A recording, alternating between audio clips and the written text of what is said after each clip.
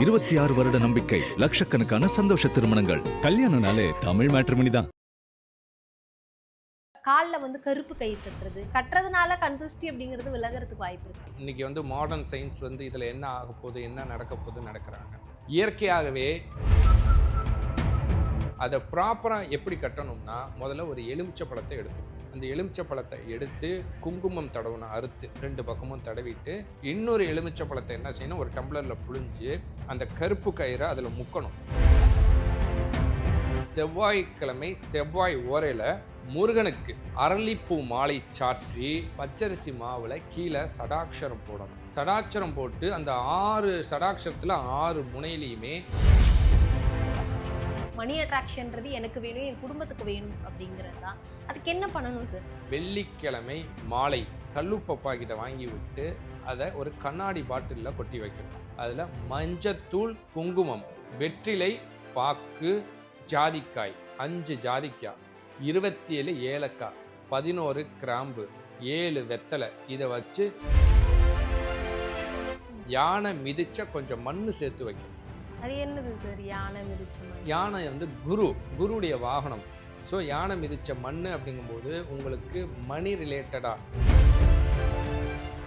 ஆதன் ஆன்மீகம் நேயர்களுக்கு ஷாம்லாவின் அன்பு கலந்த வணக்கங்கள். நம்ம ஆதன் ஆன்மீகத்தில் ஆன்மீகம் சம்மந்தப்பட்ட பல கேள்விகளுக்குமே தினந்தோறும் ஒவ்வொரு வகைகளில் பதில்களை பார்த்துக்கிட்டு இருக்கோம். அந்த வகையில் இன்னைக்கு நம்மோடு தவத்திரு அறமிக அடிகளார் இணைஞ்சிருக்கிறார். நிறைய விஷயங்களை இன்னைக்கும் கேட்டு தெரிஞ்சுக்க போகிறோம்.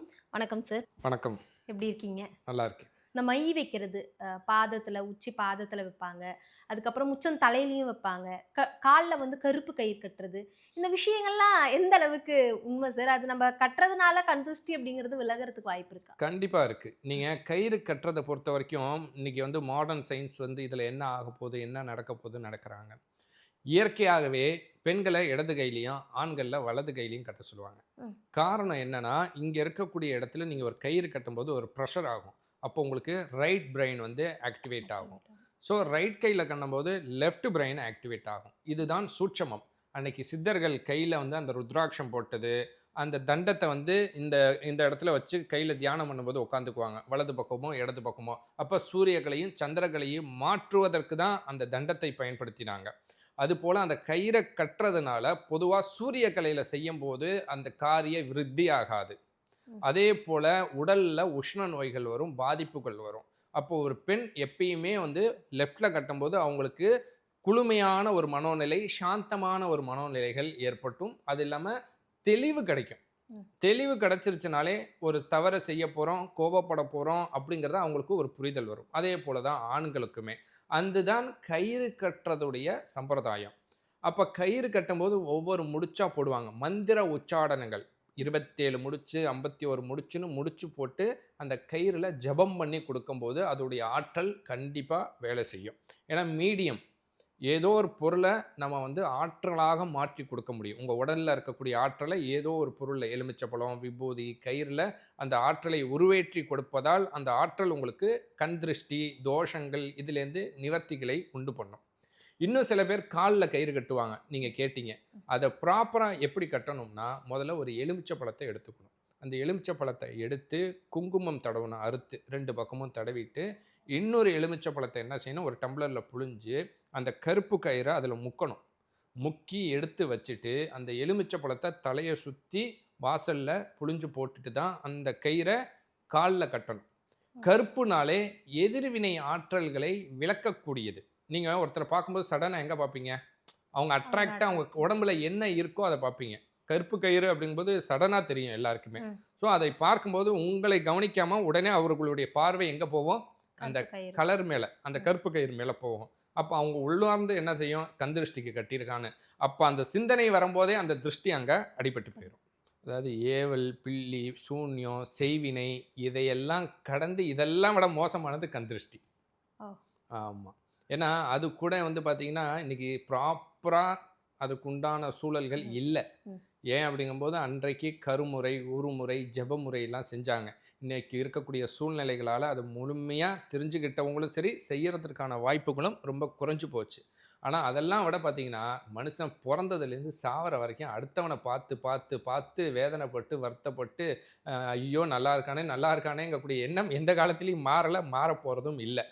அப்பேற்பட்டவர்கள் என்ன செய்யணும் அப்படிங்கும்போது செவ்வாய்க்கிழமை செவ்வாய் ஓரையில் முருகனுக்கு அரளிப்பூ மாலை சாற்றி சில கோயில்களில் வந்து பார்த்திங்கன்னா ருத்ர திருஷதி மாதிரி வந்து முருகனுடைய சுப்பிரமணிய திருஷதின்னு சொல்லுவாங்க. அந்த சுப்பிரமணிய திருஷதியை சொல்லலாம். அவங்க ஃபேமிலிக்காக வாரம் செய்யுங்கன்னு சொல்லலாம். அது சில பேர் செய்யலாம், சில பேர் செய்ய முடியாமலும் போகலாம். ஆனால் அந்த சுப்பிரமணிய திருஷதி செஞ்சாலும் செய்யாட்டியுமே முருகனுக்கு அரளிப்பூ மாலை சாத்தி 3 எலுமிச்சை பழத்தை அறுத்து அதை 6 தீபமாக செவ்வாய் ஓரையில் போட்டிங்கன்னா சத்ருக்களாலோ எதிரிகளாலோ ஏற்படக்கூடிய திருஷ்டி தோஷங்கள் அத்தனையும் விலகும்.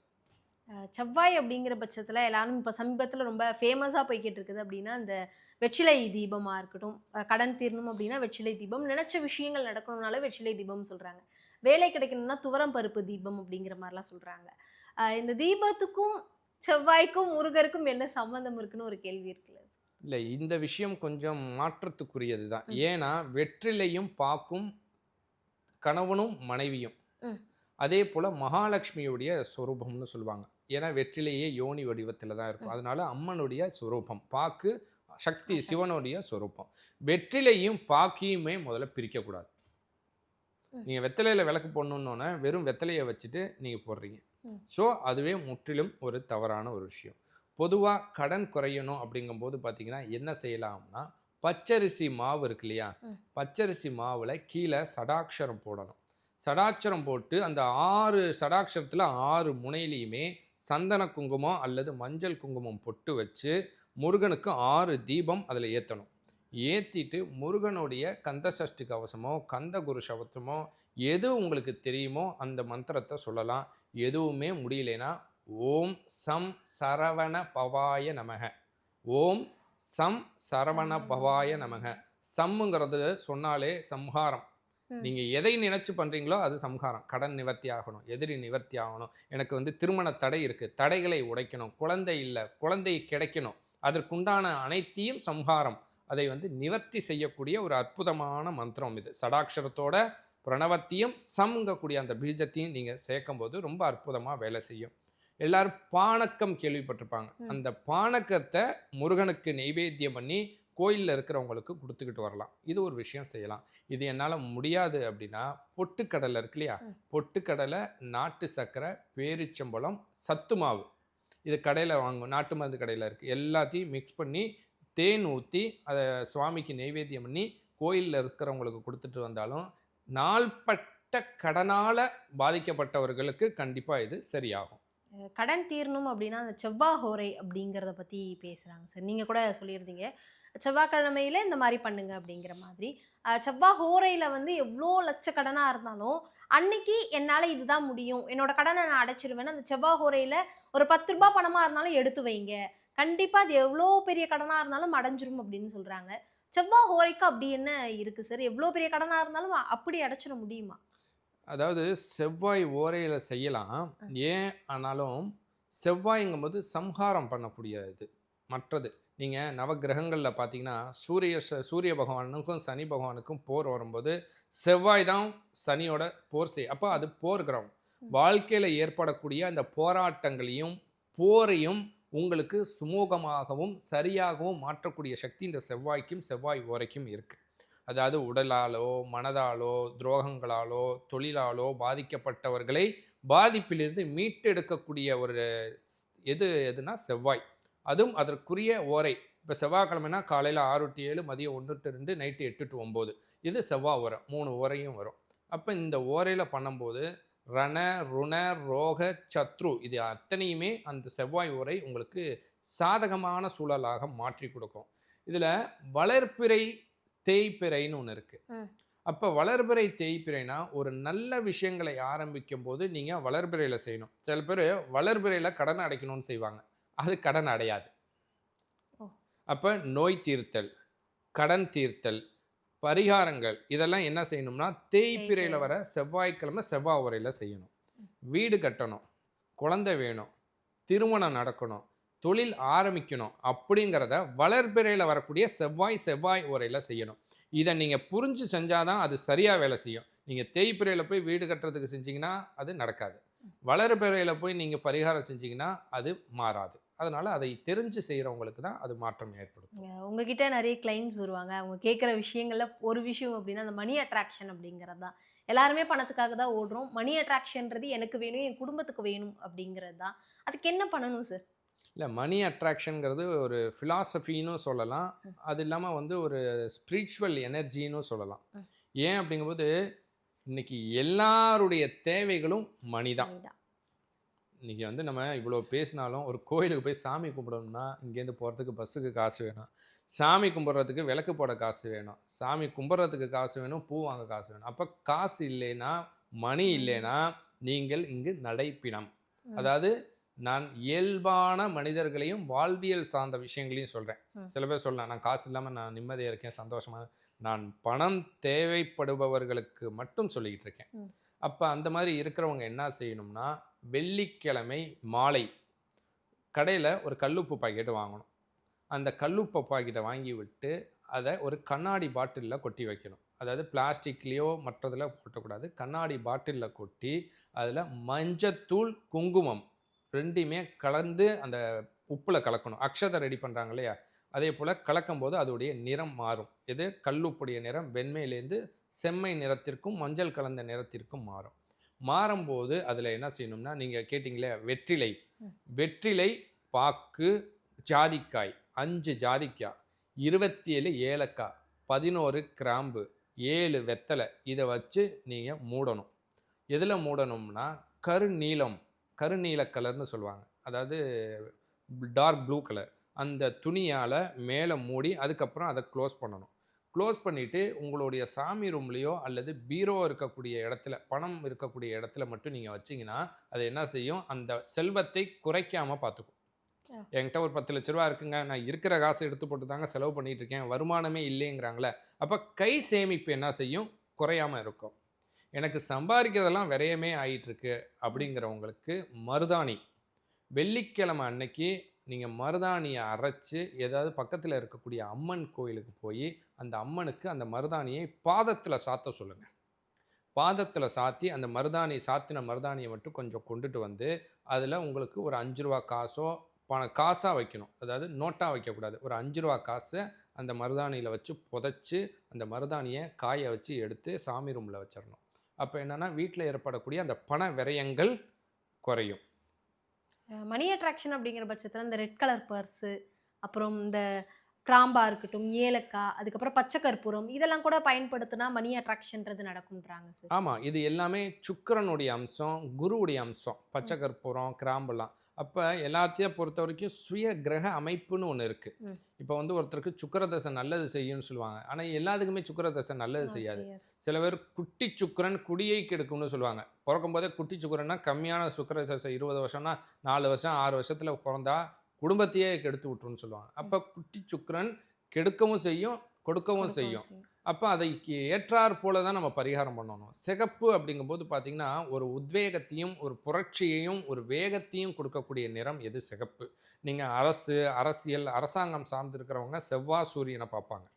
அது நல்லா இருந்தால் தான் அவங்களுக்கு அந்த அரசியல் இருக்கட்டும், அரசு தொழிலாக இருக்கட்டும் நல்லா இருக்கும். இல்லை அப்படிங்கும்போது இருக்காது. அதனால் சிகப்பு பார்த்திங்கன்னா ஒரு அட்ராக்ஷன்ஸை கொடுக்கும். அதனால அந்த சிகப்பு நிறத்தை பயன்படுத்துகிறாங்களே தவிர, அவங்களுடைய கிரக அமைப்பு படி சிகப்பு நெகட்டிவாக வேலை செய்யும்னா அது அவங்களுக்கு வேலை செய்யாது. அதே போல் கிராம்பு, இது எல்லாம் என்ன செய்யும்னா வாசனை உருவாக்கக்கூடிய பொருள். நீங்கள் ஒரு சென்ட் ஒருத்தர் அடிச்சுட்டு போகிறாங்க, என்ன செய்வீங்க, உடனே டக்குன்னு திரும்பி பார்ப்பீங்க. அப்போ இதெல்லாம் பணத்தை ஈர்க்கக்கூடிய மனம் உள்ள விஷயம். அப்போ அந்த விஷயத்தை நீங்கள் வைக்கும்போது அந்த பணத்தின் மீது அந்த ஸ்மெல்லு வரும்போது அந்த பணத்தை ஈர்க்கக்கூடிய ஆற்றல்கள் அதுக்கு இருக்குது. ஆனால் அதை நீங்கள் அப்படியே வைக்கக்கூடாது. என்ன செய்யணும் அப்படிங்கும்போது பார்த்திங்கன்னா, பச்சை கற்பூரம், கிராம்பு, ஏலக்காயை வைத்தாலும் அதோட யானை இருக்கு இல்லையா, யானை மிதிச்ச கொஞ்சம் மண் சேர்த்து வைக்கணும். அப்படி அதை வைக்க முடியல அப்படின்னா, விநாயகர் கோயிலில் போய் அர்ச்சனை பண்ணி விநாயகர்கிட்டேருந்து கொஞ்சம் அருகம்புல்லை கொண்டு வந்து அதோட சேர்த்து வைக்கணும். அதில் ஒரு 5 ரூபா காசோ ஒரு 10 ரூபா காசோ ஏதோ ஒன்று சேர்த்து உங்களுடைய பர்ஸில் வச்சாதான் அது வேலை செய்யும். அது என்னது சார், யானை மிதிச்ச மண்? யானை வந்து குரு. குருவுடைய வாகனம்.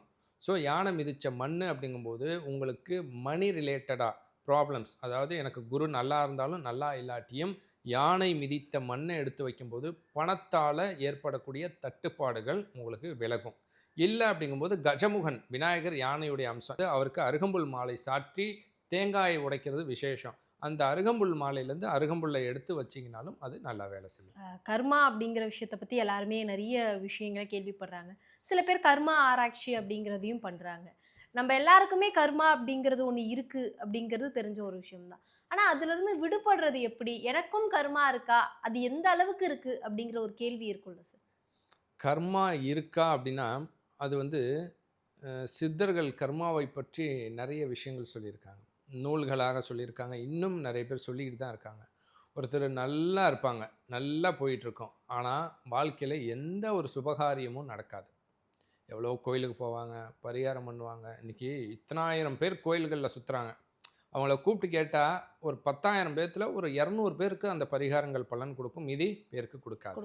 காரணம் என்னென்னா அவங்களுடைய ஊழ்வினை பயன் என்னன்னு தெரியாமையே அவங்க பரிகாரம் பண்ணுவாங்க. என்கிட்ட கூட சில பேர் இது கவுன்சிலிங்க்கு வரும்போது கேட்பேன், உங்களுக்கு என்ன பிரச்சனை? கண்ணில் பிரச்சனை. நீங்கள் போய் இருதய டாக்டர் பார்த்தா இருதயத்தை பலப்படுத்துறதுக்கான வழியை சொல்வாரே தவிர கண்ணை உங்களால் சரி பண்ண முடியாது. அப்போது உங்களுக்கு ஊழ்வினை பயன் என்ன அப்படிங்கிறத நீங்கள் தெரிஞ்சுக்கிட்டால் மட்டும்தான் நீங்கள் அதிலிருந்து விடுபட முடியும். அதற்கு ஒரே ஒரு தீர்வு சித்தர்களால் மட்டும்தான் முடியும், மகான்களால் மட்டும்தான் முடியும். யாரால் கடக்க முடியாதோ, அளவிட முடியாதோ எல்லையற்ற ஆற்றல்களை கண்டு கடந்தவர்கள்தான் கடவுள். அந்த கடவுள் நிலை அடைந்தவர்கள் சித்தர்கள். மனிதர்கள் கடவுள் ஆக முடியாதுன்னு சொல்லலாம், ஆனால் வேதங்கள்ல என்ன சொல்லுது? அகம் பிரம்மாத்மி தத்துவமசின்னு சொல்லுது. சிவவாக்கியர் கூட சொல்லியிருக்காரு, உன்னுள் இருக்கும் கடவுளை நீ உணராது நீ புற உலகில் உள்ள கடவுள்களை தேடி எந்த பயனும் இல்லை அப்படின்னு. ஸோ கோயிலுக்கு போக சொன்னாங்கங்கிறதுக்காக போய் சும்மா சாமி அப்படின்னு வேண்டதில் எந்த பலனும் இல்லை. அணுக்களும் அணுவாய் இந்த உலகம் முழுக்கும் வியாபித்து இருக்கக்கூடிய இறைவனுக்கு அவரால் படைக்கப்பட்ட ஒவ்வொரு உயிருக்கும் என்ன செய்யணும் தெரியாதா? அப்போ நிம்மதியை கொடுன்னு கேட்கலாம். அப்போ அந்த கர்மவினை ஒழியணும்னா சித்தர்களாலும் மகான்களாலும் மட்டும்தான் முடியும். அந்த சித்தர்கள் மகான்கள் கோவிலுக்கு போய் நீங்கள் தியானம் பண்ணுங்க, இல்லைன்னா அன்னதானம் பண்ணலாம். எதுவுமே இல்லை அப்படின்னா ஒரு 10 ரூபாய்க்கு பிஸ்கெட்டை வாங்கி வச்சுட்டு பிரார்த்தனை பண்ணிட்டு கோயிலில் இருக்கிறவங்களுக்கு பிஸ்கெட்டை குறைங்க. அது எல்லாமே கர்ம வினைகளை குறைக்கும். ஏன்னா கர்ம வினை அப்படிங்கிறது விதை, நீங்கள் பிறப்பெடுப்பதற்கான விதை. ஒரு மரம் வளரணும்னா என்ன போடுவாங்க? விதை போடுவாங்க. நீங்கள் பிறப்பெடுப்பதற்கான விதை தான் அந்த கர்ம வினை, உள்வினை பயன். அப்போ அந்த விதையை அழிக்கணும்ல, அதை எப்படி அழிக்க முடியும்? நீங்கள் நெருப்பில் தான் அழிக்க முடியும். தண்ணியில் போட்டிங்கன்னா வளர்ந்துடும், ஆனால் நெருப்பில் போட்டு சாம்பலாச்சுன்னா அது வளராது. அப்பேற்பட்ட அந்த சித்தர்கள் சமாதியில் உங்களுடைய கர்ம வினையை நீக்க சொல்லி நீங்கள் தீபமேற்றி வழிபாடு பண்ணுங்கள். பௌர்ணமி திதி, உங்களுடைய ஜென்ம நட்சத்திரம் வர திதி, அந்த மாதிரியான திதிகளில் போய் நீங்கள் பிரார்த்தனை பண்ணும்போது உங்களுடைய கர்மவினை படிப்படியாக குறையும், தீராது. அப்போ அன்னதானங்கள் செய்வது, சித்தர்கள் என்ன சொன்னாங்க? மற்ற உயிர்களை நேசி, அடுத்தவர்களுக்கு உதவி பண்ணு, ஏழைகளுக்கு இயன்றதை செய்யி. இயன்றதை செய்யினா உங்களுக்கு எதை வேணாலும் செய்யலாம். என்கிட்ட காசு பணம் இல்லைங்க, நான் என்ன போய் செய்யறதுன்னா, உங்களுக்கு மேக்ஸ் நல்லா வரும், பக்கத்தில் இருக்கிற 2 குழந்தைங்களுக்கு தெரியாதுன்னா நீங்கள் சொல்லிக் கொடுக்கலாம். உங்களுக்கு விவசாயம் தெரியும்னா அதுக்கு உதவி பண்ணலாம். உங்களிடம் இருக்கும் ஏதோ ஒன்றை கொடுப்பது தான் தர்மமே தவிர காசு பணம் கொடுக்கறது மட்டும் தர்மம் கிடையாது. உங்கள்கிட்ட இருக்கக்கூடிய அறிவாக இருக்கட்டும், உடல் உழைப்பாக இருக்கட்டும், ஒரு அன்னதானத்துக்கு சமைக்கிறாங்க, உங்கள்கிட்ட பணம் கொடுக்க வழி இல்லைன்னா அன்னதானத்தில் போய் உதவி பண்ணலாம், காய்கறி வெட்டி கொடுக்கலாம், இது கூட தர்மம் தான். இது போல ஆக்கப்பூர்வமான செயல்களை நீங்கள் செய்தால், அதாவது சித்தர்களுடைய ஆலயத்தில் போயோ அல்லது கோயில்களில் போய் நீங்கள் செய்யும் போது கர்மவினை கண்டிப்பாக குறையும். சித்தருடைய ஆலயங்களாக இருக்கட்டும், பொதுவாக இருக்கக்கூடிய கோவில்களாக இருக்கட்டும், சரி, இப்போ இருக்கக்கூடிய மக்கள் எல்லாம் நான் உனக்காக இது பண்ணுறேன், நீ என்னுடைய இந்த பிரச்சனையை தீர்த்து வச்சிரு அப்படின்ற மாதிரி ஒரு டீலில் போயிடுறாங்கல்ல சார். அது எல்லாருக்குமே இருக்கக்கூடிய ஒரு காமனான விஷயமா தான் இருக்கா? ஏன்னா இப்போ நம்மளோட அம்மா கிட்டேயோ அப்பா கிட்டேயோ, அம்மா எனக்கு இதை பண்ணு, இதை எனக்கு வேணும், இதை செஞ்சு கொடுன்ற விஷயத்த உரிமையாக கேட்குறோம். அந்த மாதிரி தான் இப்போ இருக்கக்கூடிய மக்களுமே கடவுள்கள் கிட்ட கேட்குறாங்க. அப்போ அது தவறு கிடையாது இல்லை சார்? இல்லை, என்னையை பொறுத்த வரைக்கும் இதை தாயும் தகப்பனுமா நினைத்து உரிமையோடு கேட்பது தவறு கிடையாது. எனக்கு சாமி என்ன செஞ்சிச்சு, எனக்கு இதை செஞ்சு கொடுக்கட்டும், நான் செஞ்சு கொடுக்குறேங்கக்கூடிய எண்ணங்களோடு கேட்பது தவறு தான்.